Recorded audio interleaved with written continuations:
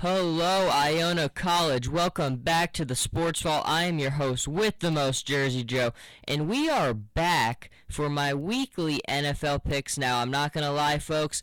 The struggle continues. The struggle is real. I haven't had a bad start like this since the year of '08. This has taken me back to the struggle of '08. It is not fun to be around. Each week has just been a continual grind. The 4 o'clocks to the late games have just been killing me, but I've been looking at the schedule, going over it very closely this week. I think this is a very nice week to have a bounce back. There was really only 3 games that gave me a hard time with who I wanted to pick for that game, so hopefully we will get back on track finally because, to be honest, folks, it's been embarrassing the way it started out. We got to bounce back. Let's start and pick the games. The first game is tonight's Thursday night game of the Green Bay Packers at home against the Minnesota Vikings. I think this one's pretty obvious. Everybody's going to go with the Green Bay Packers here. Minnesota played very well, got a big win against Atlanta last week. Teddy Bridgewater played well, still waiting for his status. That'll come out either today or the next couple days. Aaron Rodgers was phenomenal. Big win for the Packers on the road. They look like they're getting back in track, back on rhythm, so I like the Packers to get a win at home here on Thursday Night Football. Then you have the Atlanta Falcons and the New York Giants. Now, this is a very interesting game. The Giants have really, you take away week 1 at Detroit, which was just horrendous. They've been playing much better. Eli really has been playing well. And I like Atlanta at home, but they just have not been the same team on the road. They've got a lot of injuries on the offensive line, and that was the big problem for them last year. So if that's a problem again, they're going to be in big trouble on the road. I just haven't seen it from Atlanta. So I'm picking Big Blue to get a win for the first time this year. So we'll see what's going to happen, but I like the Giants here. Let's go on to the Buffalo Bills and the Detroit Lions. One of the most puzzling moves of the week for me. I just could not figure out for the life of me why the Bills would start Kyle Orton over E.J. Manuel. Has E.J. played his best football? No. But is he the reason that I think Buffalo's losing these games? Absolutely not. I think putting Kyle Orton in just does not make any sense to me at all. Detroit's been playing extremely well. Give Jim Caldwell a ton of credit. I believe they're one of the most they might be the least penalized defensive unit in the NFL right now, and he's just changing the culture, bringing in the discipline which they desperately need. I love Detroit, the direction they're moving in. I like Detroit getting a win at home here against Kyle Orton. Just can't figure it out. Now, this is one of the tough games. The Chicago Bears and the Carolina Panthers, both teams have been very, very hard to figure out so far. You thought the Bears were bouncing back. They got the win on Monday Night Football. They came back and beat the 49ers in Week 2. Week 1, they lose at home to Buffalo. The Bears have been very hard to figure out. Same with the Panthers. So both of these teams, it's a toss-up. I'm going to go with the Panthers here being the home team. Carolina's defense does worry me because teams are running the football effectively on them. They really are. So that's definitely something I'm going to be looking out for. But I just think at home, both these teams are about a field goal difference. You give the Panthers the edge here. Now let's go to the Cleveland Browns and the Tennessee Titans. The Browns coming off their bye week. Tennessee has been kind of not too great so far. Look, I didn't expect much out of them.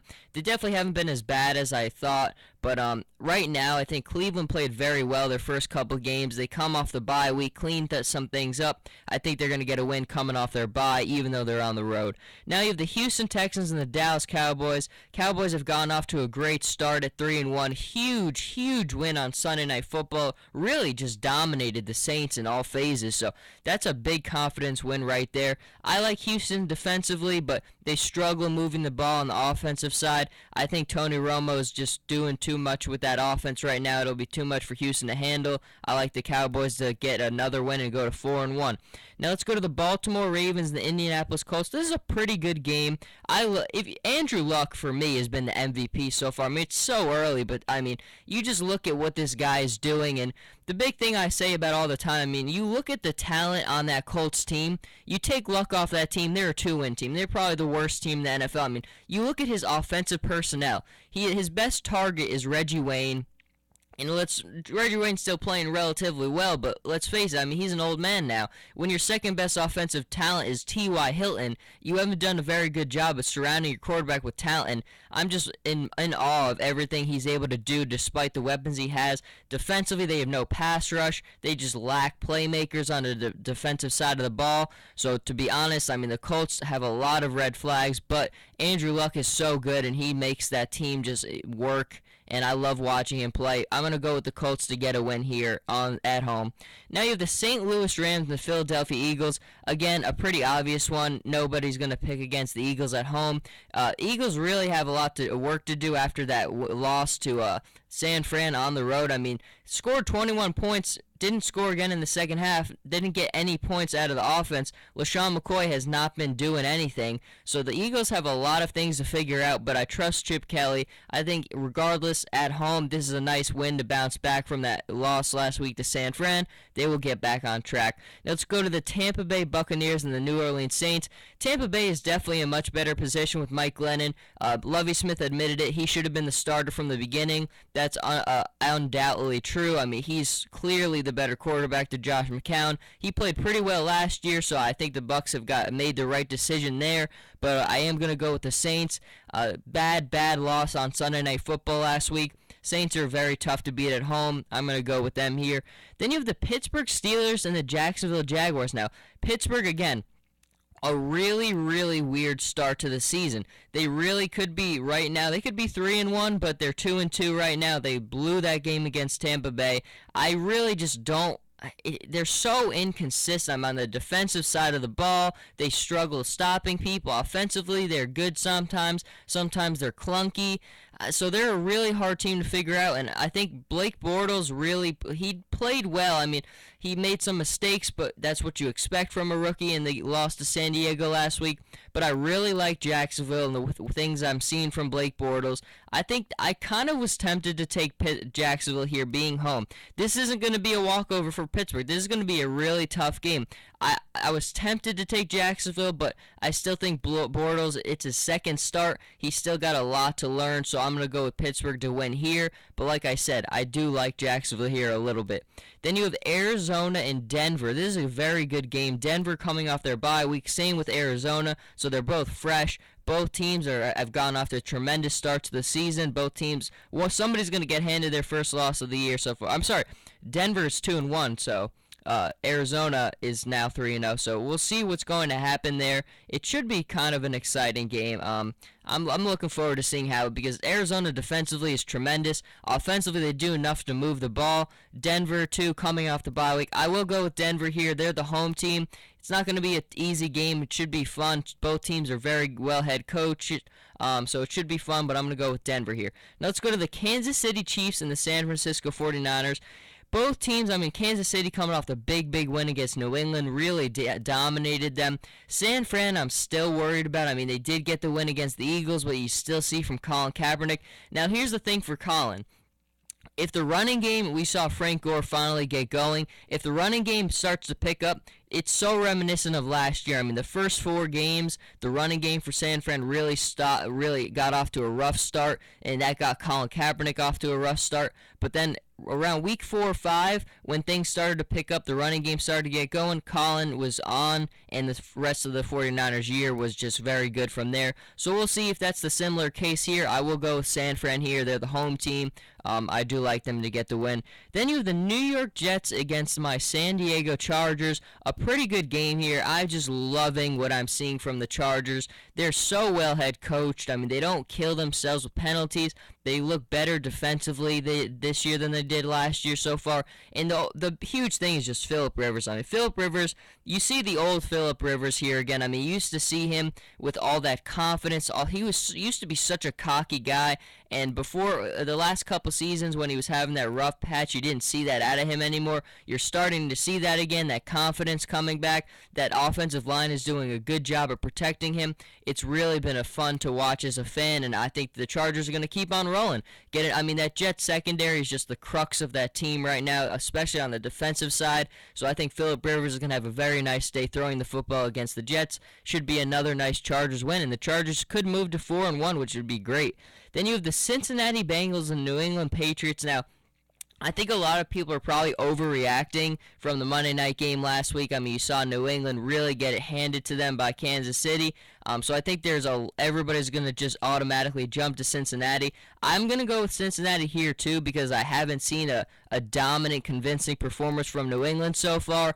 But you know what? I think at the end of the day, you got to go with Cincinnati still being the better team. But I think New England will show a little bit more spark than they did, but I'm still going with Cincinnati. Plus, Cincinnati's coming off their bye week, which helps. Then you have the final game on the slate, the Monday night game, the Seattle Seahawks and the Washington Redskins. The Redskins last week on Thursday Night Football, it was just horrendous. I mean, I really just for watching Kirk Cousins in that game was just miserable. I mean, he was just looked lost. Seattle coming off the bye week. This is a tough road game, but they're coming off their bye. I think Seattle will get a pretty easy win on the road. That is going to do it, though, for the NFL picks. And before I sign off, I mean, man, we are in store for a phenomenal sports weekend. We've got MLB playoff games, college football games. So this is probably the best weekend of college football. You start off tonight, you've got Oregon and Arizona. Great game. Whenever you get to watch Oregon, lock in. You've got Ohio State, Maryland. That's a good one. Oklahoma at TCU. Alabama and Ole Miss is a huge SEC matchup. LSU and Auburn at 7 o'clock, another one. Just going to be a great game. Texas A&M and Mississippi State has a potential to be incredible. Both teams haven't lost. Mississippi State 4-0. They handed LSU a loss. Texas A&M coming off the big win against Arkansas. They're 5-0. Another 12 o'clock. This is a 12 o'clock game, which is the 12 o'clock to 7 o'clock at night. All the games are just going to be so good. Then you have Utah and UCLA, a great game. See how UCLA bounces back, how they continue playing well. Then you have Baylor and Texas, Stanford, Notre Dame, Nebraska and Michigan State, Arizona State, USC. I mean, I'm just getting excited saying all these games. This is by far the best weekend we've had for college football so far. Literally, I mean, from 12 o'clock on, you are just going to have just entertainment all day. The SEC is bringing a lot of heat. I mean, they've got some huge matchups that are really going to determine the season later on. So this is just going to be an important weekend for college football. Make sure you're watching.